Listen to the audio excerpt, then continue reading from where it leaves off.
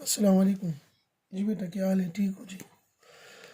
अच्छा बेटा, तो आज का टॉपिक शुरू करने से पहले कल जो हमने टॉपिक पढ़ा था कि force on a current carrying conductor, उसका मैथमेटिकल इक्वेशन हमारे पास ये था बेटा कि F is equal to I into L cross B.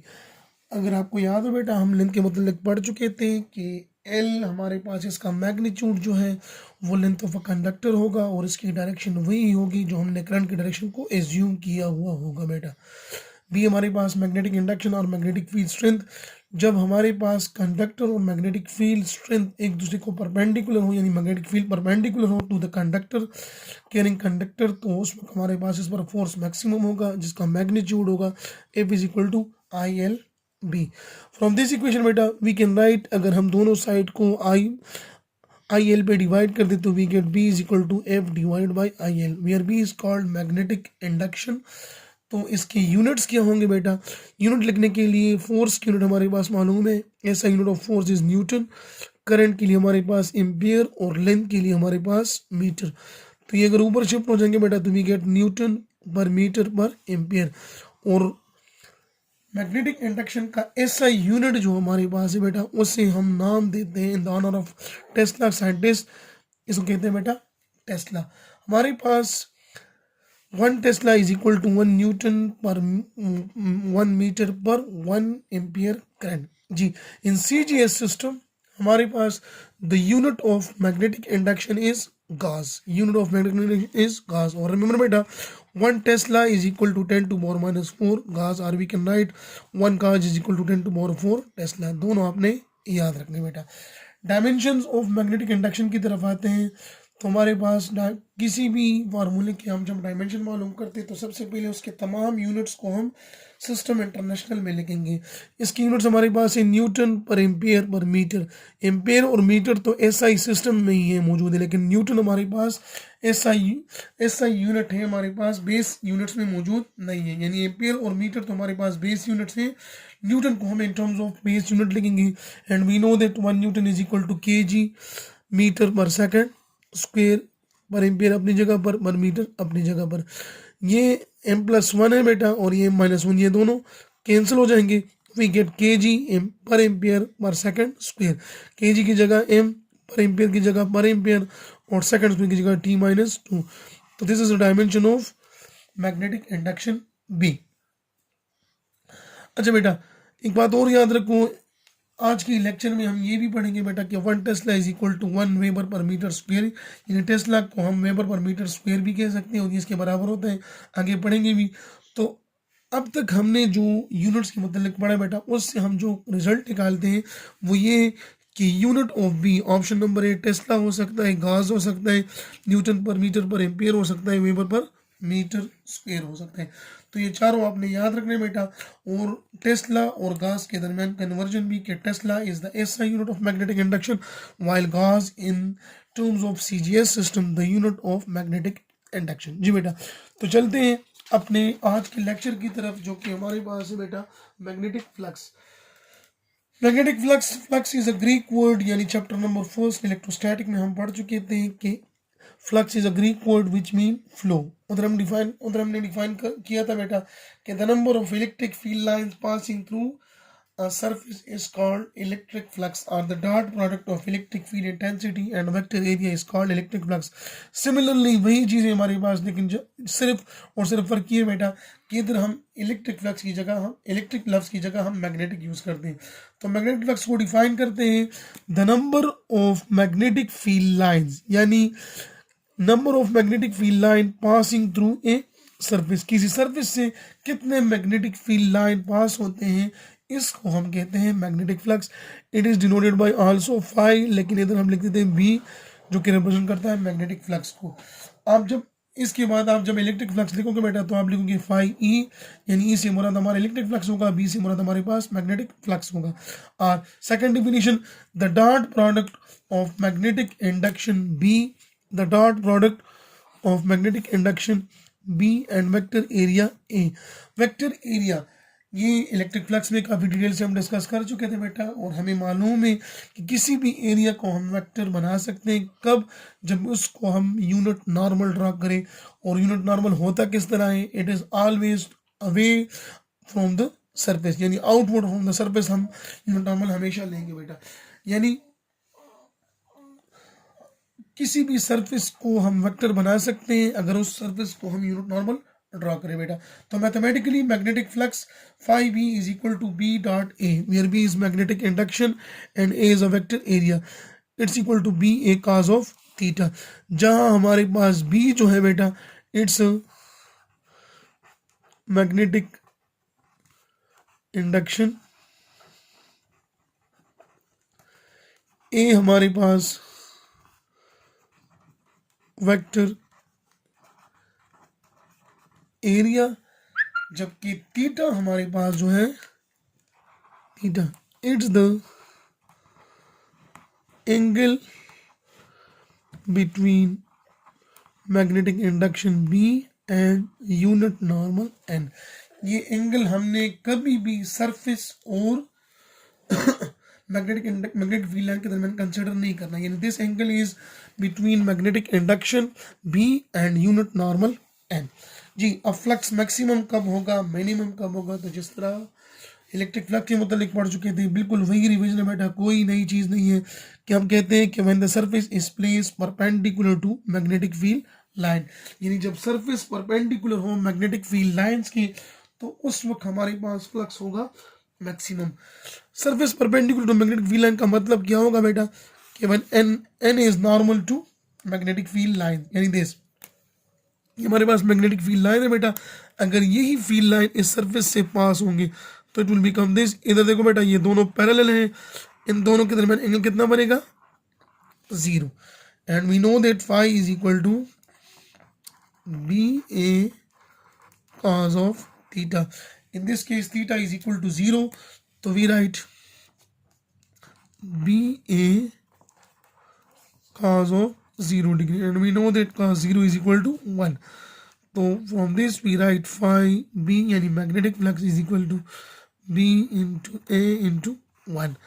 So in this case flux will be equal to BA, यानी इससे मुराद हमारे पास ये कि फ्लक्स मैग्नेटिक फ्लक्स किसी भी सरफेस से मैक्सिमम पास होगा कब, जब हमारे पास ये सरफेस परपेंडिकुलर हो मैग्नेटिक फील्ड लाइंस के।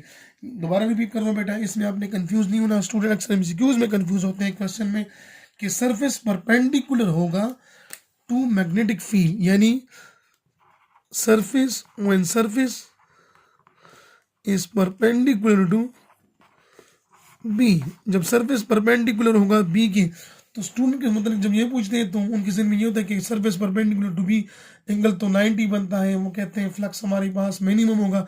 लेकिन अगर आपको ये याद हो तो फिर आप कंफ्यूज नहीं होंगे कि हम पढ़ चुके हैं कि this angle is not between the surface and magnetic field lines और magnetic induction, this angle is between magnetic induction and unit normal. जब सरफेस परपेंडिकुलर होगा मैग्नेटिक इंडक्शन थे तो in this case unit normal will be parallel to magnetic induction और magnetic field line.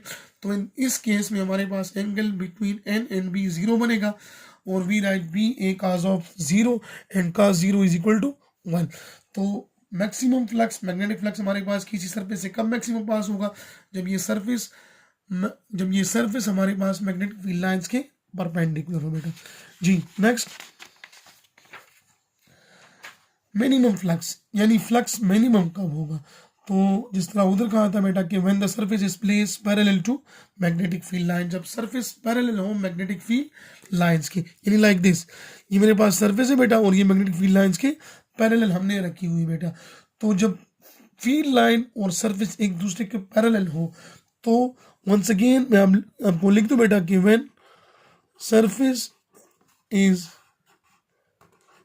Parallel to B, यानी जब surface parallel होगा B के, तो इसका मतलब क्या होगा कि in this case unit normal will be perpendicular to magnetic field lines. यानी इधर से हम क्लियर दे सकते हैं बेटा, अगर ये लाइन इधर से पास कर जाए एंगल इधर कितना बनेगा 90। तो हमारे पास फ्लक्स का फार्मूला है बेटा कि phi B is equal to BA cos of 90 and we know that cos 90 is equal to 0, so flux is equal to BA into 0. तो from this we write flux is equal to 0 or minimum. तो in simple words हम कहते हैं बेटा कि किसी भी surface से मिनिमम फ्लक्स कब पास होगा या जीरो फ्लक्स कब होगा बेटा, जब ये सरफेस पैरेलल हो टू मैग्नेटिक फील्ड लाइन। तो in this case flux will be minimum. जी next, flux at any angle, कि हमारे पास यानी एंगल हमें मालूम ना हो, किस तरह मालूम ना हो, यानी हमें ये पता ना हो बेटा कि surface parallel to magnetic field lines है, perpendicular to magnetic field lines है, या anti parallel to magnetic field lines है। एंटी पैरेलल का मतलब मेरे मुराद ये बेटा कि क्लोज सरफेस से जब हम फ्लक्स मालूम करेंगे, तो जिस तरह इलेक्ट्रिक फ्लक्स में हम पढ़ चुके थे कि एंटरिंग फ्लक्स हमारे पास नेगेटिव होगा, लीविंग फ्लक्स हमारे पास पॉजिटिव होगा। तो इसी तरह इधर भी अगर हम किसी क्लोज सरफेस से मैग्नेटिक फ्लक्स मालूम करना चाहें तो एंटरिंग फ्लक्स हमारे पास नेगेटिव होगा, क्योंकि उस केस में यूनिट नॉर्मल और मैग्नेटिक फील्ड लाइन एक दूसरे के एंटी पैरेलल बन जाते हैं, और एंटी पैरेलल तो एंगल हमारे पास 180 and cos 180 is equal to -1। यानी अगर एंगल 0 ना हो, 90 ना हो, 180 ना हो, कोई सा एंगल यानी 30 45, तो उस वक्त हमारे पास फ्लक्स किसके बराबर होगा। ये देखो बेटा, this is magnetic field line और इसमें हमने एक सरफेस रखी हुई बेटा। अब इस सरफेस की यूनिट नॉर्मल जो हमारे पास है, इनका हम एंगल मालूम करें बेटा, तो ये एंगल हमारे पास कोई सा एंगल थीटा हो सकता है। तो for that case we will simply write that flux through at any angle phi B will be equal to B A cos of theta. Theta से मुराद कोई भी एंगल, तो simple we write phi B is equal to B A cos of theta. और जो theta हमें given होगा बेटा, वो इधर हम मालूम करेंगे, यानी cos 30 हो तो cos 30 मालूम करेंगे, एंगल 15 डिग्री हो तो cos 15 मालूम करें, जो भी हो। बी हमें मैग्नेटिक इंडक्शन की वैल्यू गिवन होगी कि इतना टेस्ला है हमारे पास, इतना गाज में गिवन होगा सीजीएस में, उसे फिर हम टेस्ला में कन्वर्ट करेंगे बेटा। एरिया हमारे पास मीटर स्क्वायर में होगा और थीटा हमें गिवन होगा। तो from this formula we can find the magnetic induction, magnetic flux at any angle theta. जी बढ़ते हैं यूनिट ऑफ मैग्नेटिक फ्लक्स और इसके डायमेंशंस की तरफ। तो unit of magnetic flux phi is equal to B A, ये हमारे पास मैग्नेटिक फ्लक्स है। बी की यूनिट हम पढ़ चुके हैं बेटा कि B is equal to, basically B is equal to यानी फोर्स ऑन करंट कंडक्टर में पढ़ चुके हैं कि B is equal to F divide by I L. Force की यूनिट हमारे पास न्यूटन, करंट के हमारे पास एम्पियर और लेंथ के हमारे पास मीटर, तो Newton per metre per ampere, और एरिया की यूनिट हमारे पास मीटर स्क्वायर। ये +2 और ये -1, ये दोनों मल्टीप्लाई हो जाएंगे बेटा, तो we gate Newton metre per ampere. ये हमारे पास इसकी यूनिट है, और न्यूटन मीटर पर एम्पियर को हम नाम देते हैं वेबर। आपने याद रखना है बेटा, मैं आपको पिछले स्लाइड में बता चुका था कि tesla is equal to 1 weber per metre square. तो वो इधर ही हम पढ़ेंगे बेटा कि ये tesla 1 weber per metre square किस तरह बराबर है बेटा। यानी अब मालूम करते हैं डायमेंशंस ऑफ मैग्नेटिक फ्लक्स, यानी वेबर के डायमेंशन। तो we know that weber is equal to, यानी weber 1 weber is equal to newton, 1 newton force into 1 metre हमारे पास लेंथ हो और करंट उसकी वजह से 1 एम्पियर पास हो बेटा, तो न्यूटन मीटर पर एम्पियर। जैसा कि आप लोगों को पता है बेटा कि किसी भी फार्मूले का डायमेंशन लिखेंगे हम बेटा, तो तमाम यूनिट्स को in terms of base unit लिखेंगे, not in terms of SI unit. यानी इस केस में न्यूटन हमारे पास in terms of SI unit है, मीटर बेस यूनिट है, एम्पियर भी बेस यूनिट। तो न्यूटन को हम लिखेंगे in terms of base unit, and we know that from Newton second law F is equal to ma, के Newton is equal to kg metre per second square. ये हमारे पास kg metre per second square Newton के बराबर, यानी ये हमने Newton की जगह लिखा बेटा, मीटर अपनी जगह पर और एरिया इनवर्स अपनी जगह पर। तो मीटर इंटू मीटर मल्टीप्लाई होंगे हमारे पास, तो क्या बनेगा बेटा, kg मीटर स्क्वायर पर सेकंड स्क्वायर पर एम्पियर। अब तमाम यूनिट्स हमारे पास बेस यूनिट्स में आ गए बेटा, बेस यूनिट में हमने लिख लिए। तो अब यूजिंग डायमेंशन, केजी के लिए हम यूज करते हैं m, मीटर स्क्वायर के लिए l स्क्वायर, सेकंड इनवर्स के लिए t-2 और a इनवर्स। तो this is dimension of magnetic flux. जी अब phi is equal to B, यानी मैं तो बेटा जैसे मैंने आपको बताया था वेबर पर मीटर स्क्वायर वाली बात। तो from this equation we can write b is equal to phi divided by a, जिसे हम मैग्नेटिक फ्लक्स डेंसिटी B कहते हैं। मैग्नेटिक इंडक्शन और magnetic flux density is defined as magnetic flux per unit area, यानी किसी area से कितना flux pass हो रहा है बेटा, इसको हम कहते हैं मैग्नेटिक फ्लक्स डेंसिटी। और इधर से अगर हम इसकी यूनिट लिखना चाहें बेटा, तो फ्लक्स की यूनिट हम पढ़ चुके हैं वेबर, और एरिया की यूनिट हमारे पास मीटर स्क्वायर, और हम पढ़ चुके हैं कि इसकी एसआई यूनिट है टेस्ला। तो tesla is equal to weber per metre square. तो जिस तरह पिछले स्लाइड में मैं आपको बता चुका था कि मैग्नेटिक इंडक्शन की हमारे पास कौन कौन सी यूनिट है बेटा, टेस्ला है, गॉस है, weber per metre square and newton per metre per ampere. तो ये चार यूनिट्स आपने याद रखने बेटा। अब क्वेश्चन पे डिपेंड करता है, अगर वो आपसे पूछे कि SI unit of magnetic induction, तो वो सिर्फ है टेस्ला, वो ना गॉस है, ना वेबर पर मीटर स्क्वायर है, ना Newton per metre per ampere है। लेकिन अगर वो कहे यूनिट ऑफ मैग्नेटिक इंडक्शन, तो वो टेस्ला भी हो सकता है, गॉस भी हो सकता है, वेबर पर मीटर स्क्वायर भी हो सकता है, Newton per metre per ampere भी हो सकता है। यानी ये चारों यूनिट जो है ये मैग्नेटिक फ्लक्स की, मैग्नेटिक इंडक्शन या मैग्नेटिक फ्लक्स डेंसिटी के यूनिट ही है बेटा जी। इसके बाद हमारा नेक्स्ट टॉपिक होगा एम्पियर्स लॉ, यानी थोड़ी सी इंट्रोडक्शन करवा दें तो बेटा डिटेल में डिस्कस करेंगे नेक्स्ट लेक्चर में कि व्हाट इज एम्पियर्स लॉ। लेकिन जिस तरह हम पढ़ चुके थे बेटा इलेक्ट्रोस्टैटिक में गॉसेस लॉ, बिल्कुल उसी तरह हम इधर पढ़ेंगे एम्पियर्स लॉ। एम्पियर्स लॉ के मतलब मैं सिर्फ एक दो तीन बातें कहना चाहता हूँ बेटा, फिर लेक्चर वाइंड अप करता हूँ कि जिस तरह हम गॉसेस लॉ को यूज करते हैं to find electric field intensity, इसी तरह हम एम्पियर्स लॉ को यूज करते हैं to find magnetic flux intensity और मैग्नेटिक इंडक्शन। उधर हम कहते थे बेटा कि Gauss's law is applicable to any close surface, इधर हमारे पास ampere law will be applicable to close surface.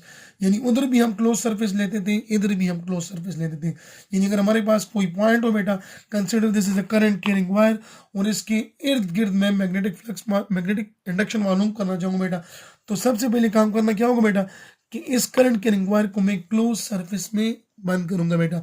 यानी जिस तरह उधर हम कहते हैं बेटा, उधर हम क्लोज सरफेस को कहते थे गॉसियन सरफेस, इधर हम क्लोज सरफेस को कहेंगे बेटा एम्पिरियन पाथ जी। तो what is ampere law, simple अल्फाज में बताता चलता हूँ बेटा, डिफाइन करेंगे इंशाल्लाह कल, यानी स्टेटमेंट इसकी कल पढ़ेंगे बेटा डिटेल से, कि हम कहते हैं magnetic flux through any close surface is equal to mu naught times the total current I. किस तरह होता है, क्यों होता है बेटा, इंशाल्लाह नेक्स्ट लेक्चर में डिस्कस करेंगे। तब तक के लिए अल्लाह हाफिज़।